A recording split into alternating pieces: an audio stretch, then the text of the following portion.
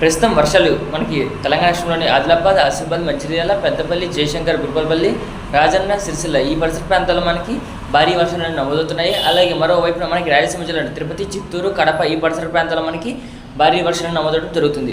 కాబట్టి మనకి మధ్యాంధ్ర, ఉత్తరాంధ్ర జిల్లాలో మనకి ఆకాశం మేఘావృతమై ఉంది. అలాగే మనకి ఈరోజు రాత్రికి వర్షాలు అనేవి నమోదయ్యే అవకాశం కనిపిస్తుంది. కాబట్టి మనకి ప్రస్తుతం కొనసాగుతున్న మనకి బంగాళాఖాతంలో ఒక ఉపరితల ఆవర్తన ప్రభావం వల్ల మనకి రేపటి నుంచి వర్షాలు జోరందుకునే అవకాశాలు అయితే పూర్తిగా కనిపిస్తున్నాయి.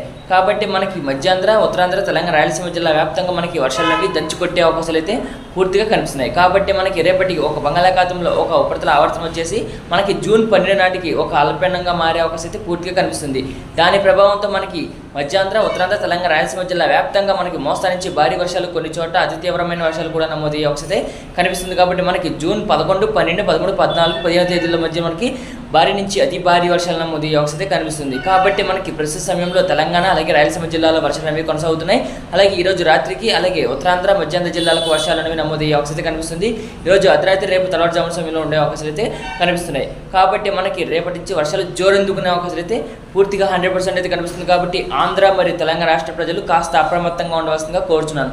కాబట్టి మధ్యాంధ్ర జిల్లా కృష్ణా, గుంటూరు, బాపట్ల, ప్రకాశం, పల్నాడు, ఏలూరు, పశ్చిమ గోదావరి, తూర్పు గోదావరి, కోనసీమ ఈ జిల్లాలో మనకి మోస్తరు నుంచి భారీ వర్షాలు తప్పకుండా నమోదయ్యే అవకాశం కనిపిస్తుంది. విశాఖపట్నం, విజయనగరం, కాకినాడ, అనకాపల్లి ఈ పరిసర ప్రాంతాల్లో అలాగే రంపచోడవరం పరిసర ప్రాంతాల్లో కూడా మనకి మోస్తరు నుంచి భారీ వర్షాలు తప్పకుండా నమోదయ్యే అవకాశం కనిపిస్తుంది.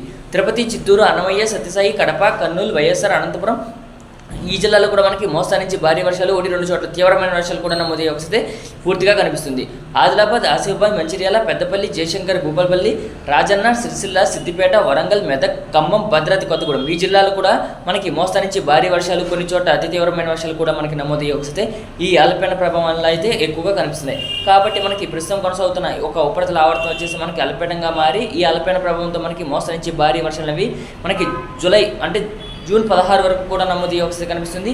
అలాగే జూన్ 17వ తారీఖున మరో అల్పపీడనం అనేది బంగాళాఖాతంలో ఏర్పడుతుంది. దాని ప్రభావంతో కూడా మనకి వర్షాలు జోరెందుకునే అవకాశాలు అయితే మనకి రానున్న రోజుల్లో అధికంగా నమోదయ్యే అవకాశం అయితే పూర్తిగా కనిపిస్తున్నాయి. కాబట్టి మనకి రానున్న రోజుల్లో వర్షాలు జోరెందుకునే అవకాశాలు అయితే పూర్తిగా కనిపిస్తున్నాయి. కాబట్టి కాస్త అప్రమత్తంగా ఉండవలసిందిగా కోరుతున్నాను. కాబట్టి మనకి ఈరోజు రాత్రికి అక్కడక్కడ మాత్రమే ఉరుములు మెరుపులతో వర్షాలు అనేది నమోదవడం జరుగుతుంది. రేపటి నుంచి మనకి విస్తారంగా వర్షాలు నమోదయ్యే అవకాశం అయితే పూర్తిగా 100% అయితే కనిపిస్తుంది. కాబట్టి ఈ వీడియో కనుక మీకు నచ్చినట్లయితే లైక్, షేర్, కామెంట్ తప్పనిసరి. కొత్త వాళ్ళైతే మన ఛానల్ సబ్స్క్రైబ్ చేయండి. Thanks for watching this video.